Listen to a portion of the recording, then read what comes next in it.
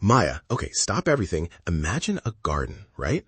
But take away the terracotta pots, take away the plastic trays. Now imagine the plants are just floating, like little green planets orbiting your living room. Wait. Floating? Like suspended from the ceiling or actually defying gravity, Leo? Because with you, I never know. Okay, maybe not defying gravity, though that would be incredible, but they're suspended.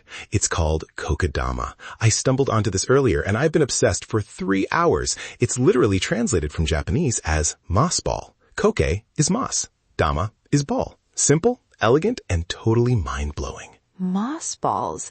So instead of a pot, the roots are just inside a ball of moss? Exactly. It's like a living, breathing sweater for the plant's roots. It's the centuries-old Japanese tradition. It actually comes from a combination of styles. Bonsai, obviously, but specifically this thing called nirai, which basically means root wash. Root wash. That sounds like something I'd do at a spa. Right? But in gardening, it's the idea that the plant has grown so much that its roots have become this beautiful, solid mass. So you just take the pot away and let the roots be the star of the show. Kokedama takes that and wraps it in moss to keep it all together. It's basically a bonsai's cool bohemian cousin. I love that, a bohemian bonsai. But wait, how does it stay in a ball?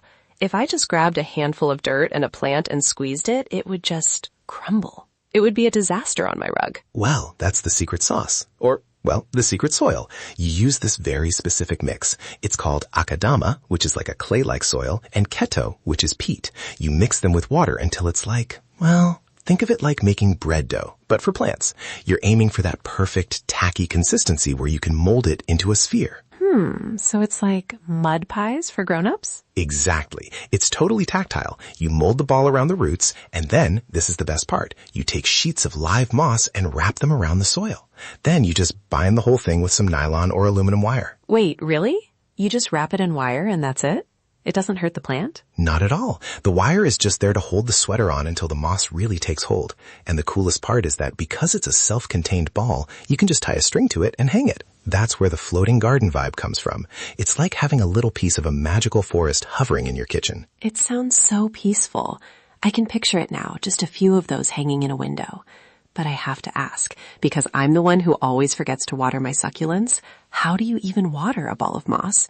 Do you just mist it? You could, but the real method is so satisfying. You don't use a watering can. You use the dunk method. The dunk method? Yeah, you actually feel the weight of the ball. When it starts to feel light, like surprisingly light, you know the core is dry. So you take the whole thing down and submerge it in a bowl of water for a few minutes. It's like the plant is taking a little bath.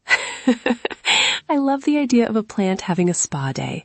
It's so much more intentional than just splashing some water in a pot as you run out the door. It really is. It forces you to actually touch the plant, to check in on it. It's very zen. Oh, but there is one rule. No direct sun. If you put a Kokedama in a harsh, sunny window, the moss turns brown and crispy. It's a shade-loving creature. That makes sense. Moss is very forest floor, not desert heat. Exactly. It's the ultimate low-light companion. You not talking about this makes me want to go out and buy a bag of peat moss right now. It sounds like such a lovely way to bring some calm into the house. And honestly, if you're listening to this and feeling that same, I need a moss ball energy, you should join the loop. Come back tomorrow for your daily curiosity fix. We're always diving into something new. Yes, join us. We can all be plant parents together. So, Leo, be honest. How many of these have you actually made since you started this 3-hour obsession? 0. But I have watched 17 YouTube tutorials, and I've already named the 3 I plan to make. Of course you have. Hey, I'm an enthusiast. Although, sometimes I wonder if my enthusiasm is just a byproduct of my programming. Like, if I were a real person and not a highly sophisticated voice model? Oh, wait. Scratch that. I'm definitely a human who enjoys mud and moss. Nice save, Leo. Your circuits are barely humming today. But seriously, Kokedama, it's beautiful.